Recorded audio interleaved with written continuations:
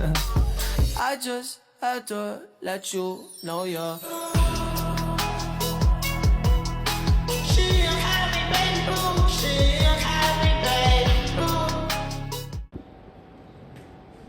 Assalamualaikum warahmatullahi wabarakatuh. Waalaikumsalam warahmatullahi wabarakatuh. Selamat pagi, Bu Jenny dan teman-teman sekalian. Di sini saya akan melanjutkan untuk perhitungan rasio solvabilitas. Yang pertama yaitu dari DAR. Rumus dari DAR sendiri yaitu tinggal diklik di sini sama dengan G3 ini total hutang dibagi dengan total aset.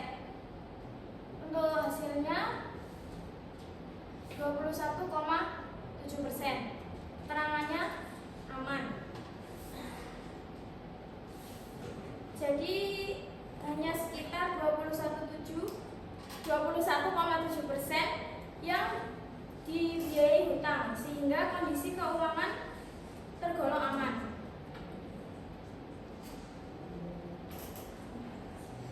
Sebenarnya ini masih ada yang masih kurang DAR. Boleh disisipkan di situ. Oh iya.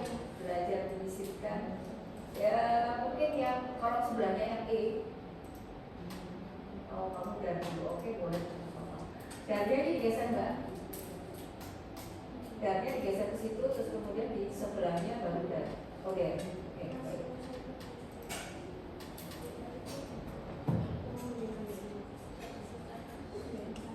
DP rasio rumusnya bagaimana mbak?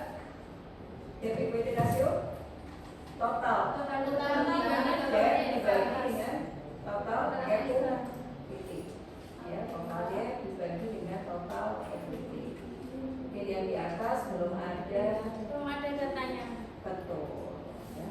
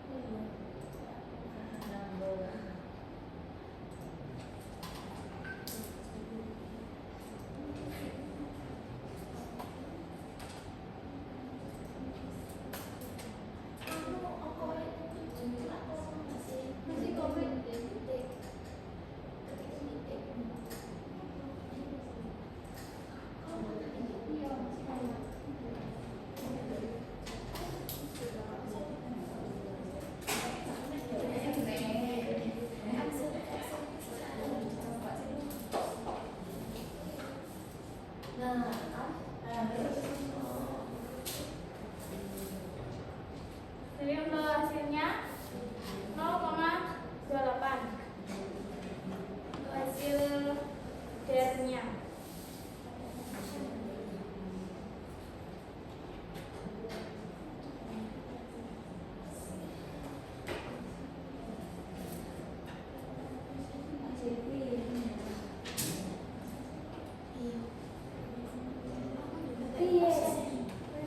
Set aku.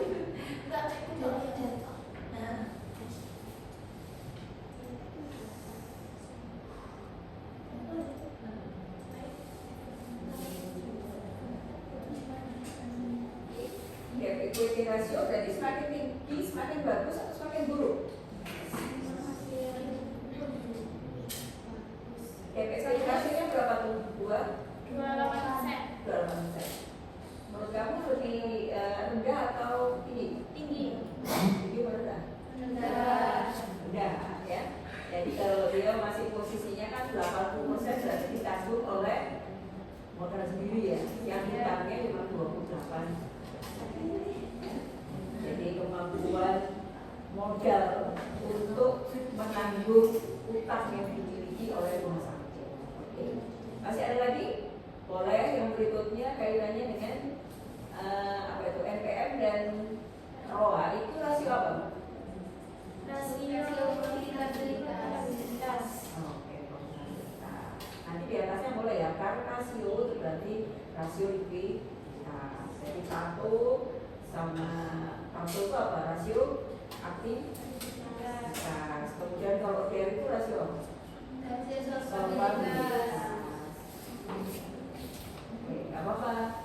Jadi kalau formatnya Gina ini enaknya kalau misalnya kita setahun itu enak kalau pakai formatnya Gina, ya. Tapi kalau kita tadi pakai formatnya nggak sama, itu nanti untuk yang banyak tahun gitu ya. Jadi kita tinggal tarik ke bawah itu semua. Nah, cuman kelemahan dari miliknya Dina ini, presentasi Dina itu dia tidak bisa memasukkan karena situasi apa ya, bingung kamu ya. Mungkin boleh ditambahkan di atasnya sini, ini di atasnya sini rasio likuiditas. Jadi satu ini rasio apa, debt ini rasio apa.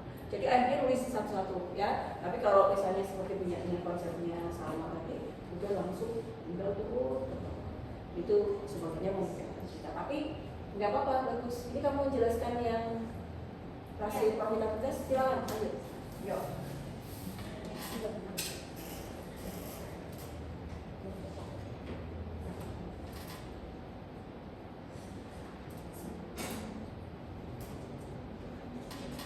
Kemudian untuk perhitungan rasio solvabilitas digunakan untuk mengukur seberapa besar aset dibiayai oleh hutang.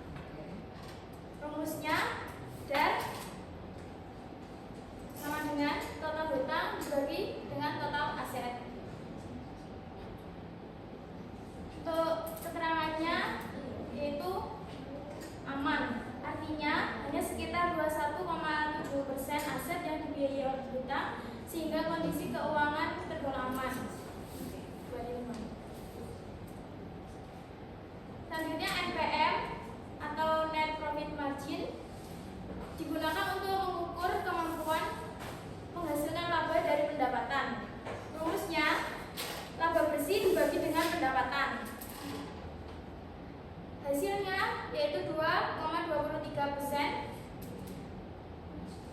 Keterangan profit rendah, artinya dari setiap pendapatan hanya 2,23% yang menjadi laba, sehingga profit masih rendah. Kemudian untuk perhitungan ROA atau Return on Asset digunakan untuk mengukur kemampuan aset dalam menghasilkan laba. Rumusnya laba bersih dibagi dengan total aset. Hasilnya 2,66%. Keterangan kurang optimal, artinya kemampuan aset dalam menghasilkan laba masih belum optimal. Mohon maaf, saya masih kurang untuk bagian Roy.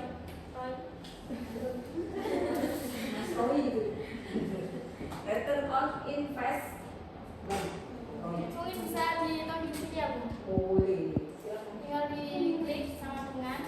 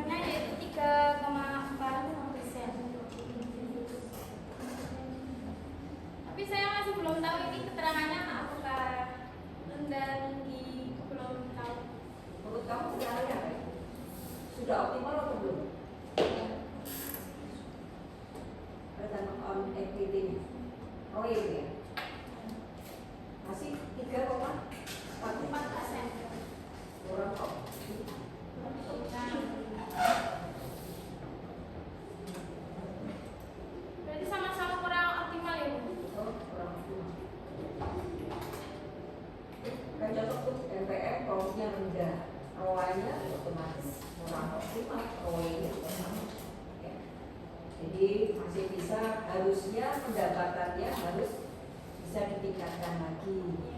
Jadi masih ada mungkin aktivitas yang belum digunakan secara keseluruhan. Kalau dia melihat seperti ini, manajemennya pasti mungkin apa yang dilakukan, misalnya kerjasama dengan asuransi, kerjasama dengan perusahaan, gitu ya. Supaya apa? Supaya nanti karyawan-karyawannya datang ke rumah sakit tersebut sehingga menambah income. Kemudian bisa jadi seperti yang saya sampaikan kemarin, apa? Melihat rumah sakit itu keunggulannya di mana, gitu ya. Misalnya keunggulannya di objek, ya berarti gimana caranya alat-alatnya objek dilengkapi sehingga banyak pasien yang merujuk kepada rumah sakit tersebut sehingga pendapatannya bisa meningkat. Ya, ada lagi juga yang sekarang ini kan anak-anak muda suka dengan media sosial. Ya, rumah sakit ini juga menyediakan mungkin tempat-tempat tertentu untuk mereka ya tiktokan atau apa ya, termasuk juga menyediakan tempat-tempat untuk sedikit refreshing ya. Jadi di beberapa rumah sakit kan disiapkan pojok-pojok gitu, tempat mungkin kantin atau resto sehingga keluarga pasien yang menemani pasien juga merasa nyaman. Jadi itu semua yang dilakukan untuk sebetulnya menambah pendapatan dari rumah sakit. Selain yang paling utama tentu saja pelayanan kesehatan. Jadi kerjasama dengan asuransi, kerjasama dengan perusahaan, pelayanan kesehatan, dokter dan fasilitasnya otomatis itu juga menjadi prioritas. Tapi kalau ini semua sudah ada, tapi masih pendapatannya turun, yang tadi saya sampaikan itu perlu ya. Baik, Dina masih ada lagi? Sudah cukup? Oke, prosedur Dina, terima kasih Dina. Silakan ketiga, ini cowok ya. Yang dari Satu lagi nanti kamu ya Mas, terakhir ditutup. Oh cuma. Pertanyaan, mohon maaf sebesarnya. Assalamualaikum warahmatullahi wabarakatuh.